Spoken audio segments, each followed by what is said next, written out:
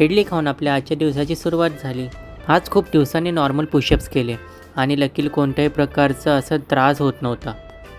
100 normal pushups केले आणि नंतर मग आपलं जेवण खाऊन घेतलं. दुपारी झोपून उठल्यानंतर नेहमीप्रमाणे आपण संध्याकाळी कँडीला घेऊन गेलो फिरण्यासाठी. कँडीला फिरवता फिरवता 10,000च्या जागी 12,000 स्टेप चालून आपण चालण्याचा आपला टास्क पूर्ण केला.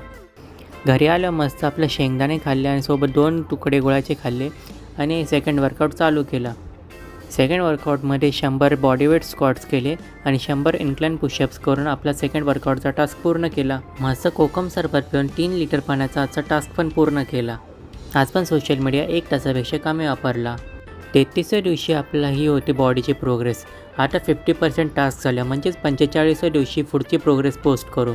आजचे सगळे टास्क पूर्ण केले आपण. तर भेटूया उद्याच्या शॉर्टमध्ये.